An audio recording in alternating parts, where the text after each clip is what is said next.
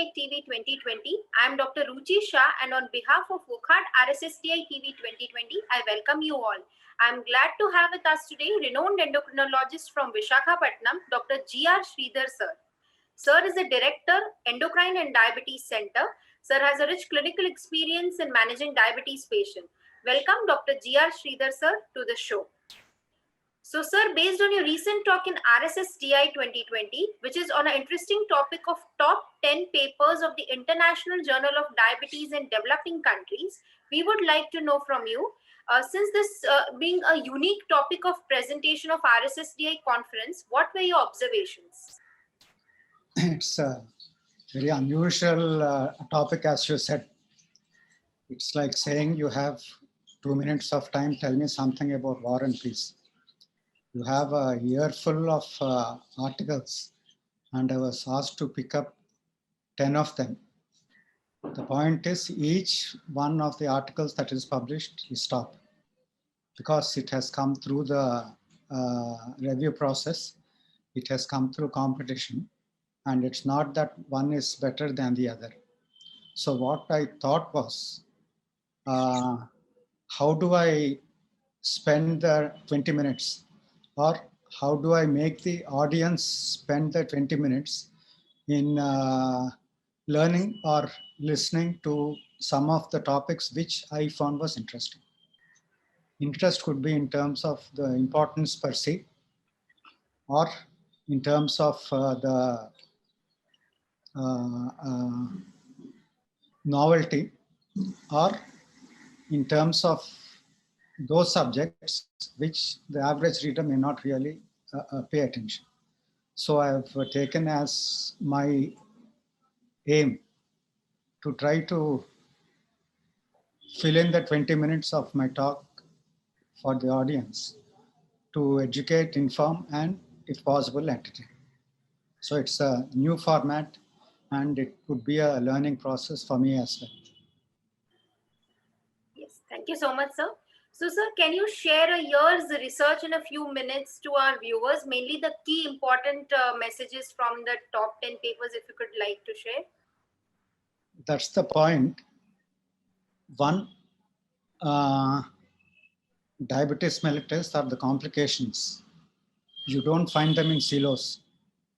For instance, one of the important findings which they have shown was when patient has got changes of the eye, diabetic retinopathy, the patient has a risk of having other vascular diseases. So in other words, once you identify diabetic retinopathy, you don't look at just the eye. You look at the other factors and you try to reduce the risk of getting other disorders such as heart disease, kidney disease, or stroke. So in other words, this will give us an impetus for being more careful or being more cautious once you find that one of the complications is present. That's a very important one which has to be done. And the second point is, we tend to think of genetics and acquired conditions. We think that once there is a genetic predisposition, that's it. The patient inevitably goes into those complications. But what has been shown is genetics has become a lot more complicated. It's not that the presence of a single gene is going to get the abnormality. And there is so much of genetic regulation that you have to look at a systems approach. You don't look at a single gene and say that this is present and you get this complication. That's a very important thing. And these are essentially the two most important things. And third is, diabetes is a costly disease. We tend to think of how to help the patients in terms of giving the best possible treatment, look at the evidence. But there are two important papers which have shown how much it costs for the patient in terms of direct cost and indirect cost. They found that if it is only plain unvarnished diabetes, the cost is slightly less. But if you find that there is a comorbidity, there is something else along with diabetes, the cost increases. And the problem with us is you don't have insurance. Most of the patients, they have out-of-pocket expenses, and therefore one has to be careful in terms of the way in which the costs are bought. It doesn't have a simple answer, but we need to identify the problem to at least go towards getting a solution. Thank you so much, sir. So, sir, the last question, as a senior member of the society, what do you think about the research part of the society is reflected in its journal? Okay, let's put it this way. I started as a junior member with Professor M.M.S. Ahuja when I was the associate editor or whatever you call it for what was Diabetes Bulletin. The journal, International Journal of Diabetes in Developing Countries, was called Diabetes Bulletin. And we were a small group, myself, Professor Ahuja, and the printer. It was a letter press. We used to go to the press, get the proofs, correct it, give it to Professor Ahuja. And even then, the beauty of Professor Ahuja's idea is to document whatever research is done in India on the field. I'm pleased to find that over the decades, the same rigor in research is being reflected in the journal. And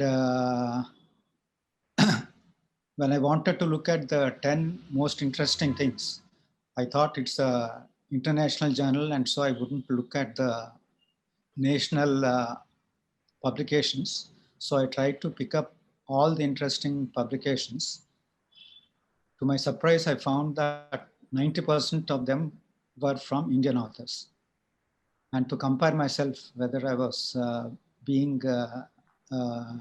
biased, I checked the choice of the editor-in-chief, Dr. Madhu. And to my pleasant surprise, I found that almost 90% of the choices were common between the two of them. In other words, what is seen is, and what will make Professor Ahuja quite happy, is that the best research and whatever is worth being known is being published in the International Journal of Diabetes in the developing countries. So it's a very happy thing personally for me, having started off and being the editor for a while, to find that it's taking the course on which it was set. Thank you. Thank you so much, sir, for sharing your very explicit views and precise views on the top 10 papers of the International Journal of Diabetes in Developing Countries. Stay tuned to RSSDI TV 2020, brought to you by Wockhardt for more recent updates from the RSSDI 2020.